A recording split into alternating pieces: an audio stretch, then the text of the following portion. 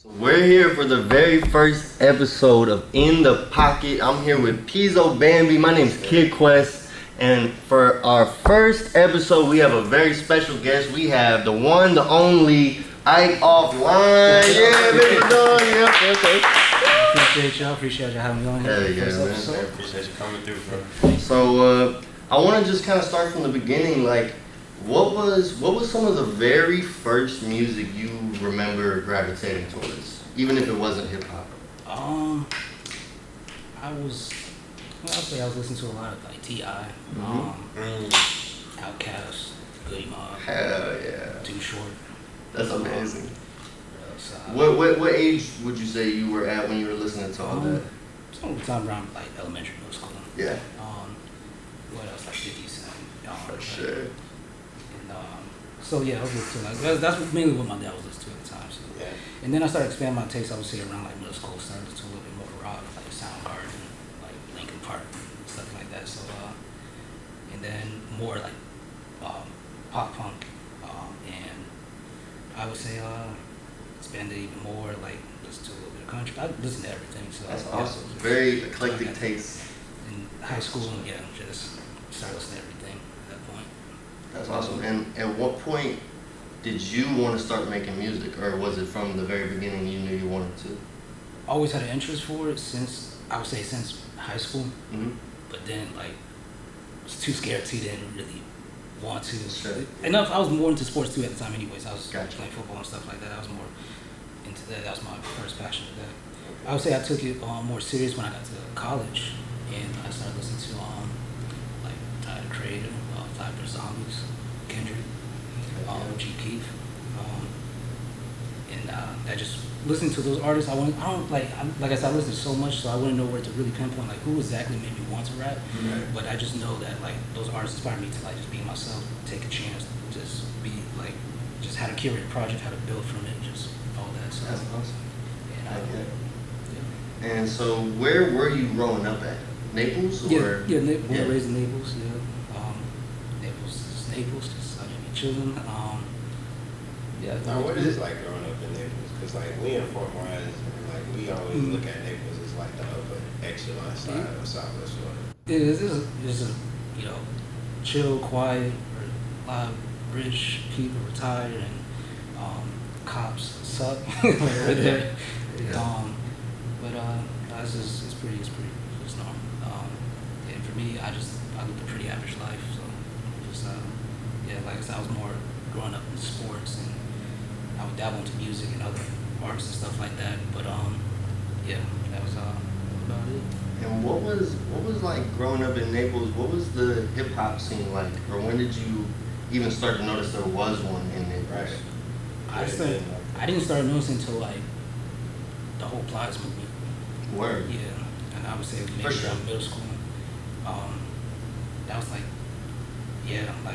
like Road 239. Like, Yeah, that was a big moment. Like Frank Lenny and all that. So Yeah. and then and even like where I'm from, like in town, we had a group called One Tray, and like they used to make music back in the day too. So that was my few introductions to like whole 239. Nice, yeah. Shout out to One Tray, you said? One Tray, yeah. Nice, okay. And so tell us a little bit about your first experiences making music. Like, what was the first songs you put out? I used to just hit YouTube and I used to rap on like mainstream instrumentals and stuff like that. Yeah, other people's beats. And then, also too, at the Backhouse, which I'm also a member of, we used to just pull up YouTube, any type of beat, and just freestyle to no end. Then when I started taking it seriously, my first song was Eden, and I just found something on SoundCloud or something. And man, I was super nervous as hell to just put my first song out there. Yeah, of course. And it's just funny, like just looking back at it all now, because like when I first when I was writing that, like it was dope in the moment, like the whole creativity. Shout to Don for helping me, like just create that. And But I just remember putting it out there. I was like, oh my god, like I was thinking of like the worst shit ever. Like, what if like people tell me, oh, this shit trash or blah blah blah.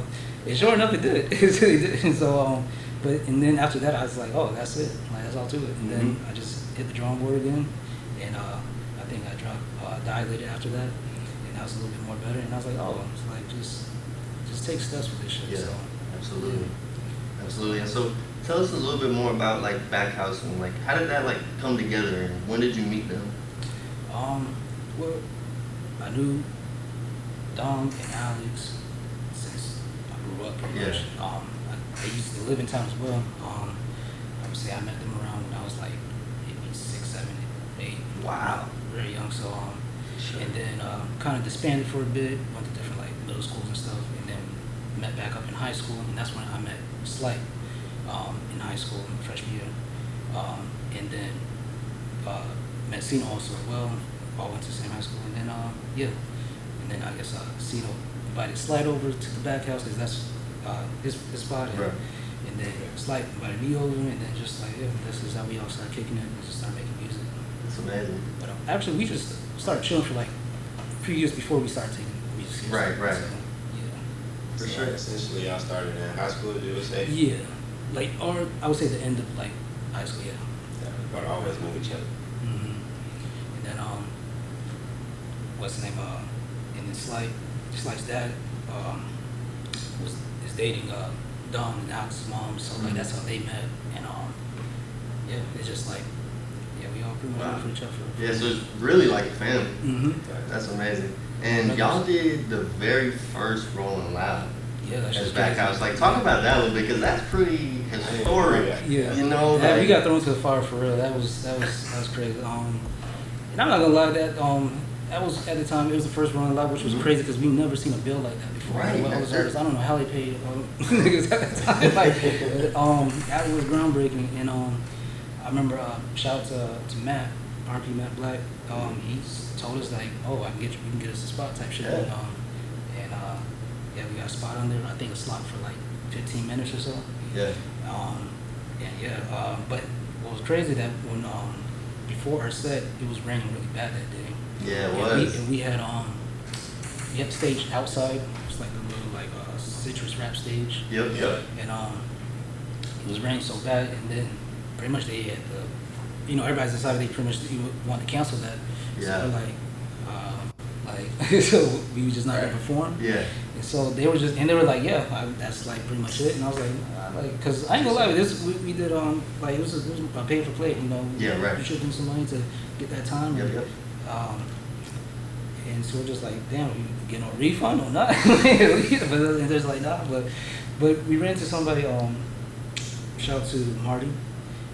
He was running one of the stages inside. Yeah. And we told him our situation. He helped us out, but he said we can do 10 minutes. Yeah. And that's all we needed. And we just rocked that shit out. And that was. Yeah, I was actually there, but because of the like rain mix-up, I had missed y'all's set. Yeah. But I didn't perform that year, but I was just there. I performed the second year, but the first year I was just there as a fan, and that was actually when I first became like really aware of y'all, because people had been bringing it up to me. They're like, "Oh, you're going to Rolling Loud, Backhouse is performing there," and I kind of heard of Backhouse, and I was like, "Oh damn, I'm gonna have to look into this more." Like pretty much all like our, obviously Mount Rushmore, or just like people like those like underground like SoundCloud like Denzel Curry's, Ski Mask and Rob Banks, all they all of them like blew up within that year. Yep.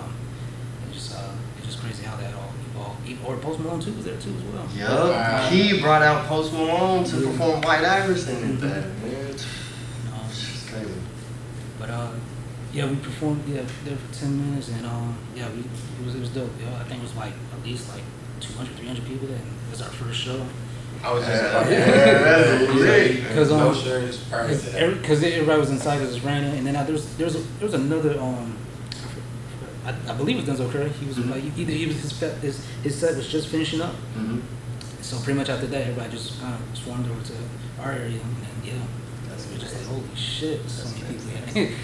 So for that to be your first show, what was like that whole experience? Because most I had first shows wasted. I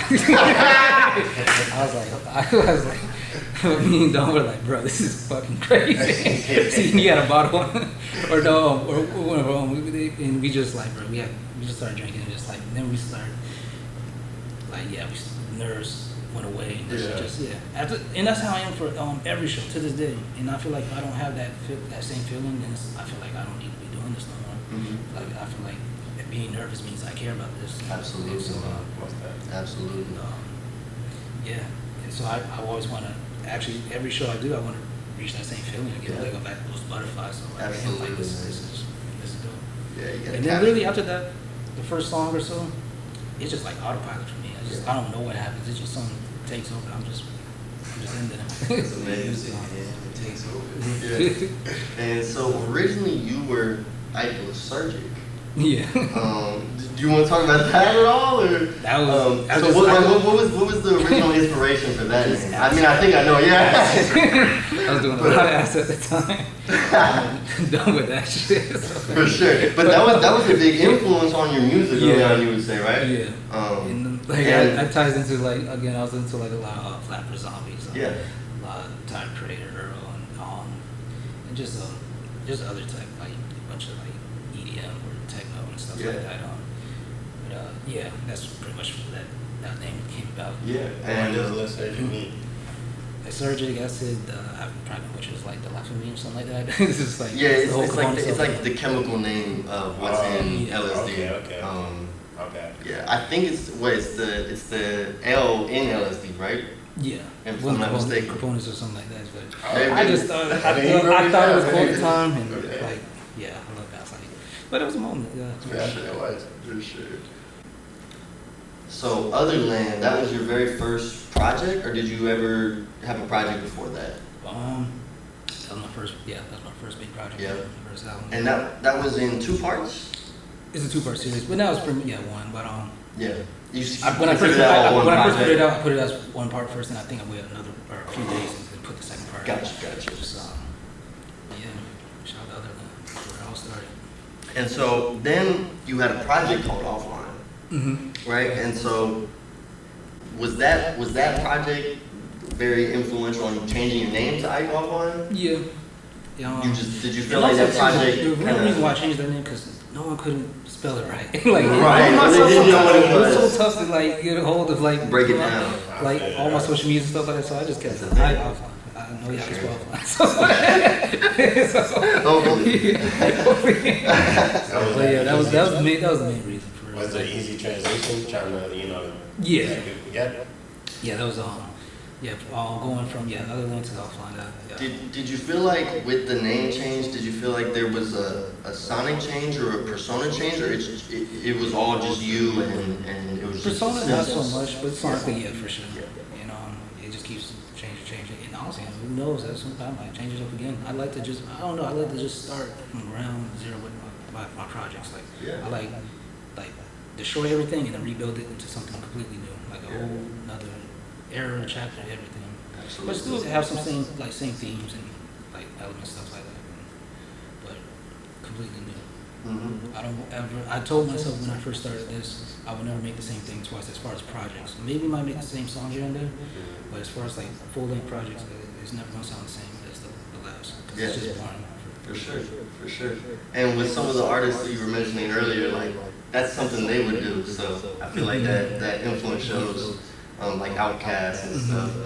How do you feel like Ike Offline is compared to Ike the person?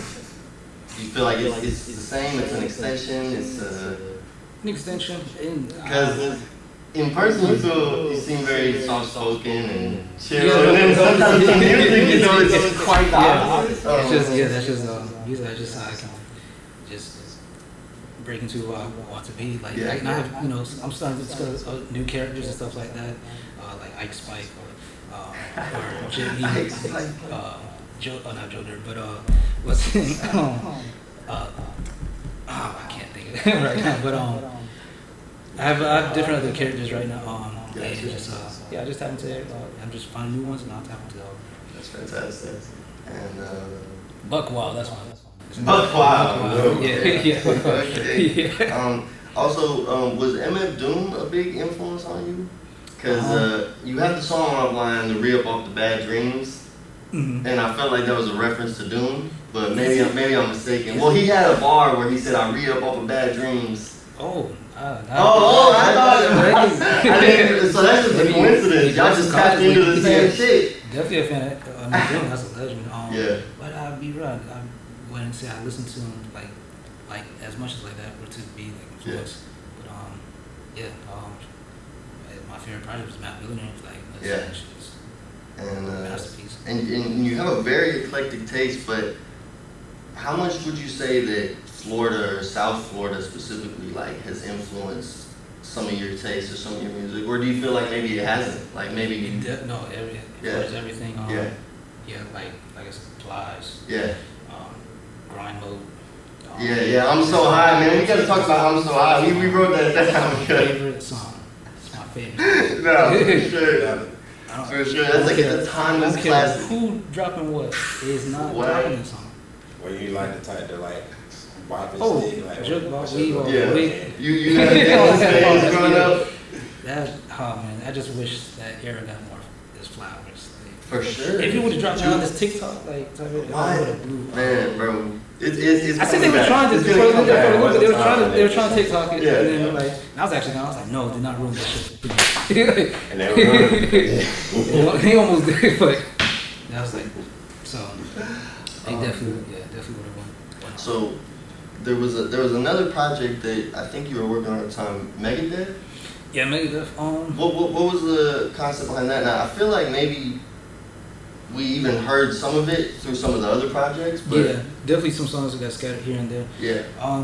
I was just creating that time, and that's what I felt like sonically that was the title felt fitting for. Yeah. But I feel like I moved those ideas and those themes towards like the private net era. For sure. I feel like so if you listen to any of those, that one would Megadeth. Whatever if it was sold, that would sound like. Gotcha. Yeah, and the private net era was pretty big for you, and you dropped a few projects. We dropped with that? Or was it just the one? Well, you dropped was Cauldron?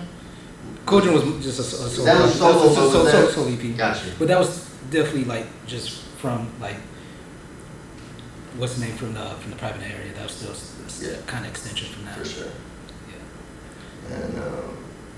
Yeah. And so do you want to talk a little bit about Hewitt and like a digital tar pit? And that's my dog, man. That's I knew Hewitt since like 2015, 2016.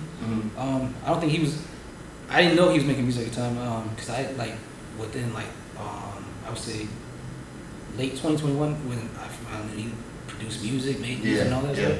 And then he showed me stuff and he was like, I don't know, like which I feel when I first started like a little like insecure or just not so sure. And I listened to it, I'm like, this shit is crazy. I was like, man, send me some beats. So then we chopped it up after that, and just working on whatever at the time, and then at around 2022, just felt fitting to just link up on a collab project, and that's how ADTP was made. But, and it was dope to see too, from when I first met him to like how he is now, because now he's more confident in his work and everything he does, and it's just sometimes you gotta tell people that, there's a lot of people that's not so sure what they're doing, and they don't realize the untapped potential they have. It's just somebody just gotta tell them. So that's fantastic, man. And so, like, what was the concept behind that title? It's a great title. Does it kind of mean anything to you, or it's just a digital target, just like they do the internet itself? Absolutely, as it is. It's really, for sure. I mean, it's very on brand. You working on anything right now that you want to talk about, or don't have a title for this next album, but man, this shit is about to be wow. I have a bunch of songs like on Bandlab right now. I just be making a bunch of demos. I got like 50, 60 some songs, but it's definitely going to be shredded down to like the very best. But I'm just told myself because I would say from late 2021, 2022, and early 2022, I think that was the most consistent I've ever been. Just dropping. Not thinking too much, and and just trying my best to be consistent, just figuring out as we go. But now I'm taking a step back to like give like that super focus and like really like map this all out. And so it's gonna take. I'm still gonna drop some singles here and there, maybe EPs and features here and there. But as far as this bigger project, it's gonna take just a little bit longer than ADTP because that one was that project was really fun because I didn't like we just showed to the studio. It just happened. Yeah. Which it should always be like that. Sure. Ideally, but we know as artists it's not always like that. That was definitely the least stressful project I ever made. Other than it's a little bit stressful, just for sure. Especially in the first one. Super stressful. Wow. That shit took every fiber of my being. That's interesting because it sounds to me so natural. Yeah. But that's interesting. And then AT was like, yeah, cakewalk. So but this one I just know it's gonna take a little bit more effort for what I really want it to be. So this next project. For sure. So go ahead. I was going to ask, would you say this new music would it be a continuation of like your latest release as far as sound goes, or would it be like destroyed? Yes, there's gonna be a little bit some same elements, same themes and stuff like that. We're gonna have some hype shit, some chill shit, and it's like ever since the whole like Private Net era, like I was drifting to like rock and like metal and super experimental techno and like house type of music, and so it's just gonna be a combination of all this. Like absolutely. Just from other land and up, like you're gonna hear a little bit of just everything. Yeah. For sure. So we got the show coming up with 454, which is pretty interesting because we got you on the lineup, we got Terry Presume on the lineup, and we got 454 on the lineup who produced a song with you and Terry on Offline, right? Nostalgia Wave. So let's just talk about that because that's kind of a crazy full circle moment. Now it's funny how just everything comes full circle. I knew about at the time he was 454. It was Squalls, right? Around 2015, and I bought a few beats from him at the time, and how did you find out about his beats? Like just off Twitter or YouTube or I think Twitter and just YouTube and just like whatever type beat, and I was like, it's a catalog is crazy. And then I found that beat and I was like, oh, this sounds perfect for Terry. And so I ran that by with Terry. I was like, bro, pick any section of this beat. Like I don't even care, just like kill this shit. Like so, and he absolutely did. And it's just funny how this all comes full circle now. So I definitely can't wait to see how 454 to let them know about that. Yeah, absolutely, man, absolutely. And so for your set for that show, how much of it is digital tar pit? How much of it is? Are you doing anything older? Are you doing anything unreleased? A little bit unreleased. A good chunk of it is still on digital tar pit. And then we got some off Paradise Circus. I'm sure. Nice. Yeah, we didn't even talk about that project, but that project is amazing too. Did you want to talk about that a little bit? Paradise Circus. Like what was the inspiration for that? Because that one feels pretty different from some of the other stuff. Paradise Circus, in a sense, was a throwaway. It was just something like really. Because some of the songs are pretty older. I'll say about a year or two. Some were 3 years older. Yeah. And again, it was just I was at that time where I just wanted to be consistent. Just want to put out there, not think too much, not be second guessing. Like if I didn't put these songs out now, while you've been sitting on the shelf for like 2 or 3 years, then you really wouldn't want to then. So I just I really love the main factor was Creole. I dropped that in 2020, and I wanted to build a whole project, like which I did not, but I wanted to like at the time just keep continuing off that. But it had stopped, and it was just so crazy during the whole pandemic and stuff like that. So I spent around back to that, and then just found some of the songs that might match some similar vibes to it, and just built around it so I could give it like that proper, like its proper home and just proper packaging for it. And so that's how Paradise Circus was made about. So it's just a collection of the songs, and it just turned out to be a pretty dope, project.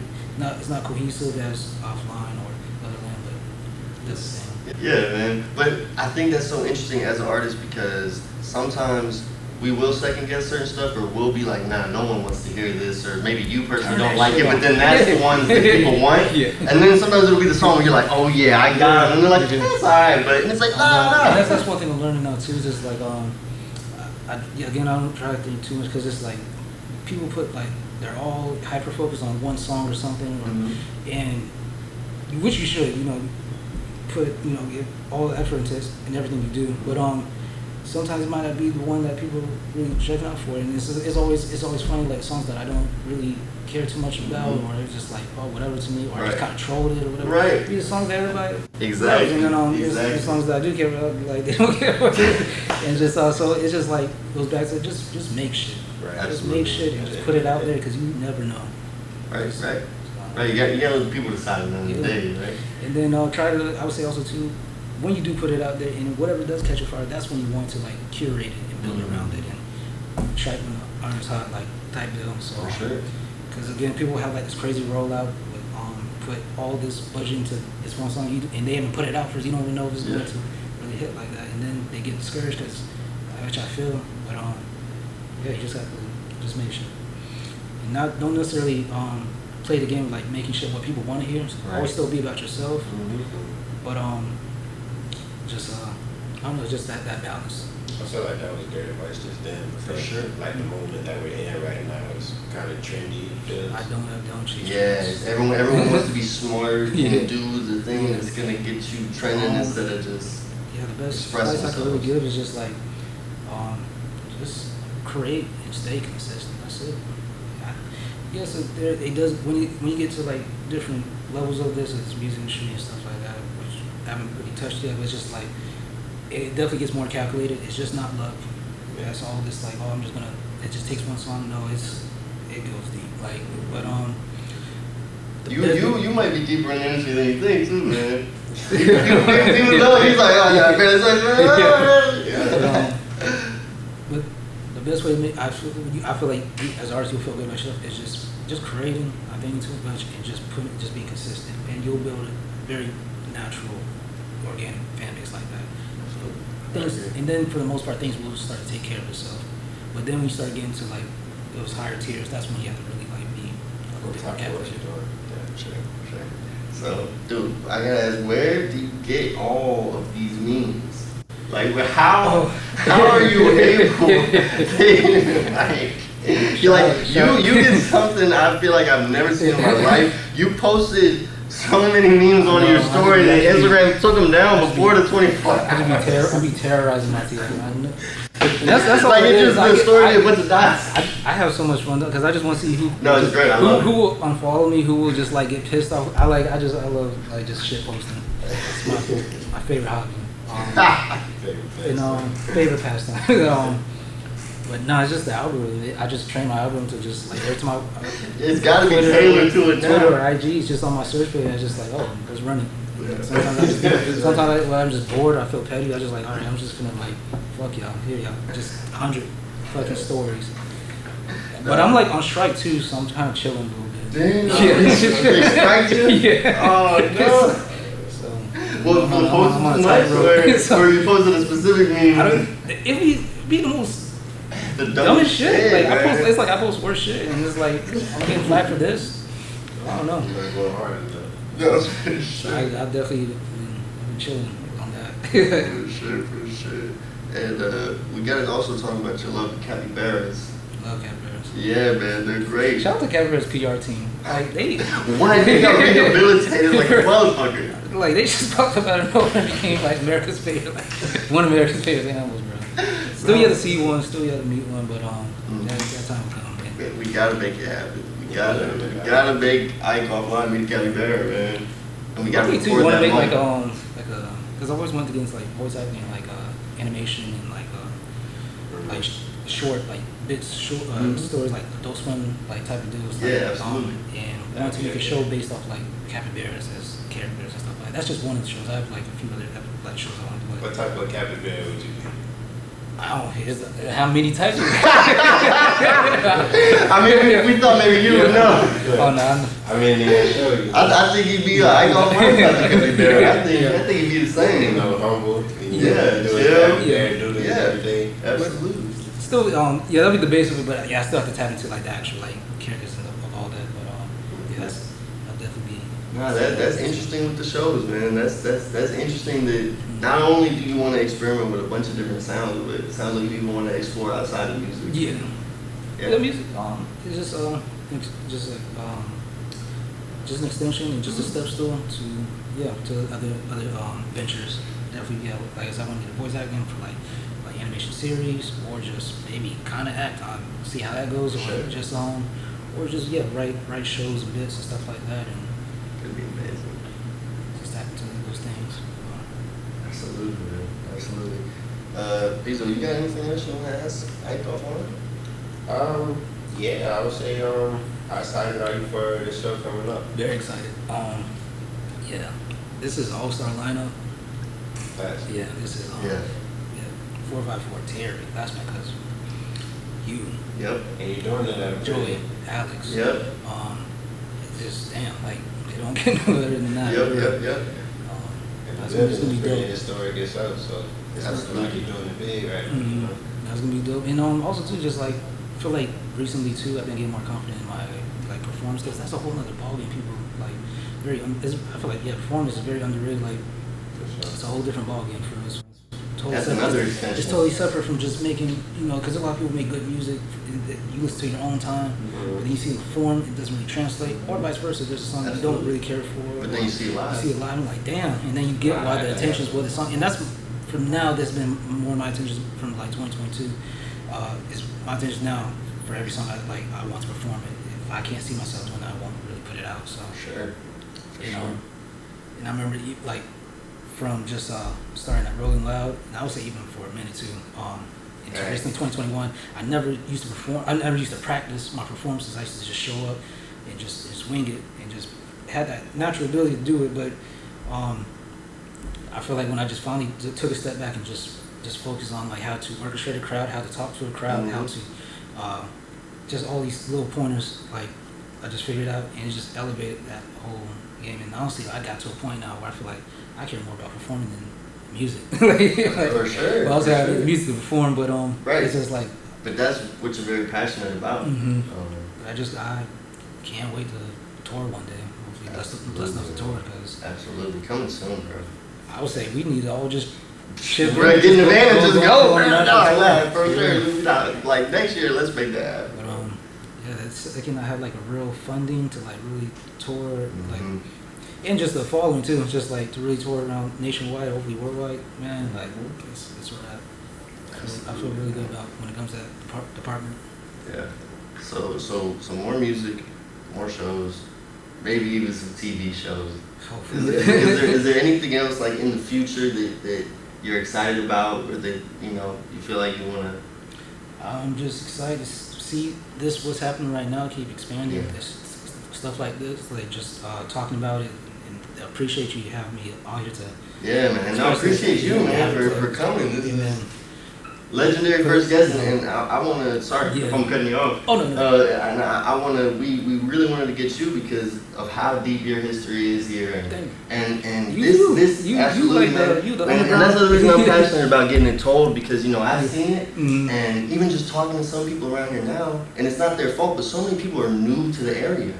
You know what I mean? Like this area is blown up in the last few years. That's flourishing now. I was like, damn. And they're getting into the scene, and that's awesome. But a lot of them don't really even know the full extent of like. And I think that's fine. No, it's fine. I want to give them a chance to be able to actually see how deep it is. I'm for sure waiting on just that next real move, just with Backhouse type. I want to see like that energy again. But yeah, there's definitely some new artist flourishing. I'm just like, damn, like, the hell y'all been? Like, y'all right? Absolutely.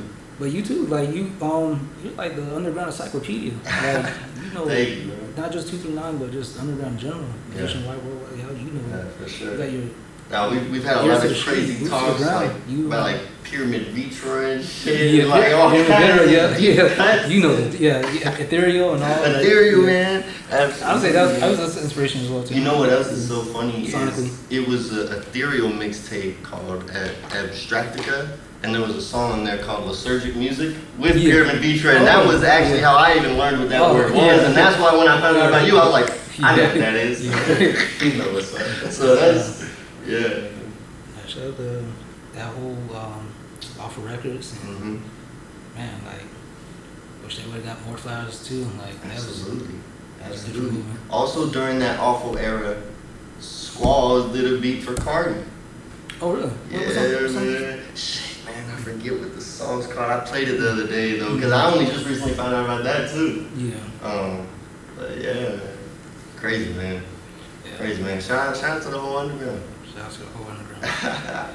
And people be talking like, oh, hip hop is dying, all that shit. It's like it's not dying. Like I get it. I'm glad you brought this up. Like mainstream, yeah, mainstream's gonna be mainstream music, and they're definitely. There's gonna be the highs and lows. We're in a standstill right now. It's very like stagnant right now. I think we all agree. But as far as their underground, it's in good hands. If you just Absolutely. dig deep enough, There's always something there's dope always going something. on. It's just people just lazy. Like y'all just listen to like the top 100. Like I don't know y'all freaking out. Right. You know? Absolutely, man. I was telling Quest, you know, as I'm getting deeper into music, it's like I'm not searching for the songs as I used to was when I was in high school. Yeah, I'm the same way too. I feel like a lot of people are getting to that, but I don't know what would it take to get people back to that, you know? Yeah. Or if that And then would also be too, something I mean, back to. like people just listen to strictly just hip hop. Like Mm. there's other shit. Yeah, Like, Absolutely. That's real. That's real. Absolutely. That's very true. Spending for, your ride. for the most part, I love like everything is hip hop rap. Like just strictly just limiting yourself to that. I can't do that. For sure. But yeah, man. And you know, especially with hip hop, man, I think, especially as a hip hop artist, I find a lot of value in going to other genres and then even finding a way to like bring it back.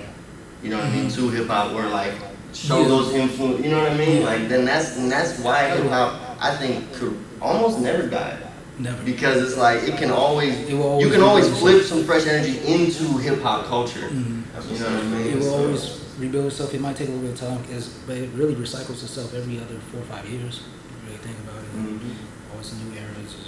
There's always something to like reset it. It's going to reset itself soon. Everybody be all right. Like, Everybody, yeah. so, I agree, man. Well, you got anything else you want to add? You got anything else you want to talk about? I think this was a very, very great first episode, very good interview. And I'm excited for the people to get to know Ike Offline more. Yeah, I know I got to learn a lot more about you. I always heard your name circulating around the internet, but this interview gave me a deep insight of who you was. Thank you, bro. You're a dope person. I appreciate y'all giving me a voice, and I appreciate like keep doing this. Like this is gonna be dope. I can't wait to see the more episodes and the artists y'all bring up. Like yeah, there's a lot of man. 239 is a gold mine. You know, it's a lot of rich history and lore to this shit. Mm-hmm. So yeah, that's just what I continue to do with music, just like world building. And, Absolutely. I feel like that's just one. I feel like that's one of my main strengths, like more than just like the technical stuff of rap. It's just like world building with this shit, because that's really the most important. Yeah, you really give people an experience every time. Mm-hmm. So, and we appreciate it. Appreciate it. Yeah. But thank you, man. All right. All right, that's it. In the pocket. Trackout Studios, Ike Offline, Kidd Kwest, Peazo Bambi. Brian's computer. Brian's computer. We got Black Sheep Billy. We got Ainsley in the building. All right.